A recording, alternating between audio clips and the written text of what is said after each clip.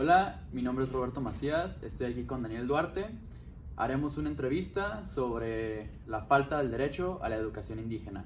Comenzaremos con las preguntas. La primera pregunta es, ¿cuáles son las barreras sociales que privan a los indígenas de ejercer el derecho de la educación? Buenas tardes, gracias por invitarme. Bueno, México es un país de alta exclusión social.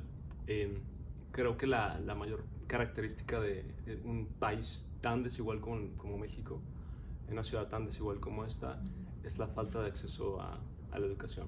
Principales barreras, lo que se me ocurre es la económica. Barreras sociales, preguntan ustedes, pero la economía se liga íntimamente con el aspecto económico. El no tener acceso para comprar lo básico, el no tener acceso para bienes materiales, para obtener una vida, dejan que la educación sea un lujo, básicamente para muchas comunidades indígenas. Es decir, prescinden del lujo, que es la educación en este caso, cuando la educación debería ser, según el artículo 3 de la Constitución, un derecho absolutamente básico para absolutamente todos. Y tenemos en este país todavía aproximadamente 5 millones de personas que no saben leer ni escribir. Me parece que la discriminación económica, también racial, tiene mucho que ver en ese aspecto. Me parece que por parte del gobierno garantizar que ese artículo tercero se cumpla cabalmente, a cabalidad, y dejar que hasta el día de hoy, como vimos hasta el día de hoy, la educación deje de ser un lujo para algunos cuantos privilegiados. Muy bien, sí, excelente observación. La pregunta número 2 sería, ¿qué métodos o estrategias se pueden implementar para disminuir la brecha de desigualdades hacia los indígenas? En el aspecto de la educación, Sí, sí. en estos días justamente la discusión está muy en boga, puesto que sabemos nosotros que el gobierno de Enrique Peña Nieto promulgó una reforma educativa que acaba de ser echada para atrás en una contrarreforma educativa la semana pasada por el actual gobierno.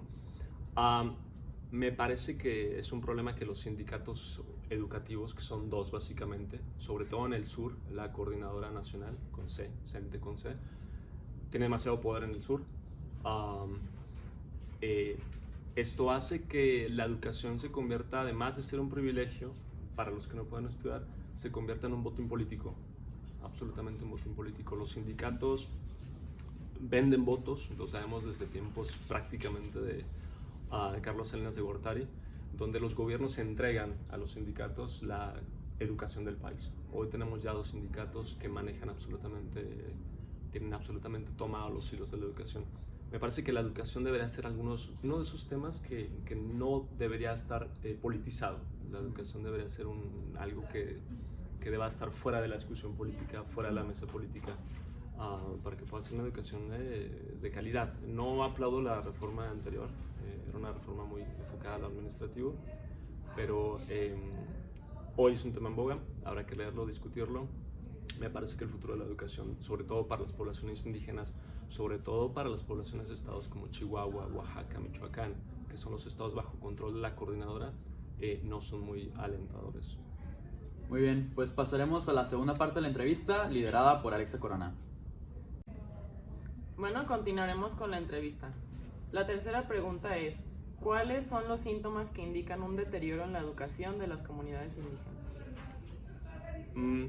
Pienso en los indicadores económicos como un síntoma primordial de una profunda desigualdad en la educación de este país. ¿Sí? En el norte del país tenemos mejores indicadores económicos y mejores indicadores educativos, y los estados más pobres del país, particularmente los tres que mencioné, con bajísimos indicadores educativos, con chicos que no pueden completar los 200 días de clase reglamentaria y con indicadores económicos bajísimos, ¿no? No solamente no crecen esos estados, sino que decrecen.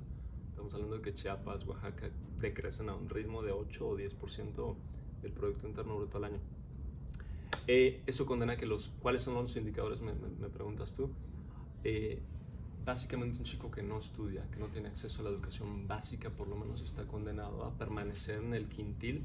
Nosotros vimos en clase que era un quintil, el quintil más bajo del espectro económico. Si tú no terminas la preparatoria, no puedes acceder a un mejor nivel de vida. Y estás condenando no solamente a ti, sino condenas también a tus hijos a que nunca puedan ascender. Por lo que dijimos en la primera pregunta, haces que la educación, ganas tan poco dinero, tienes tan pocas posibilidades económicas, que la educación se convierta en un lujo.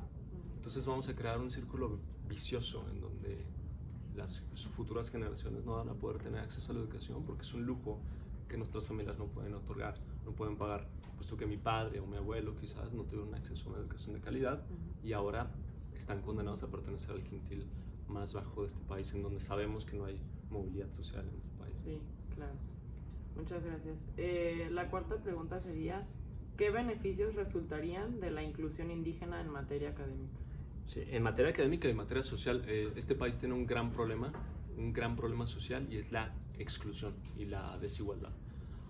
Lo vemos en todos los aspectos de la sociedad mexicana.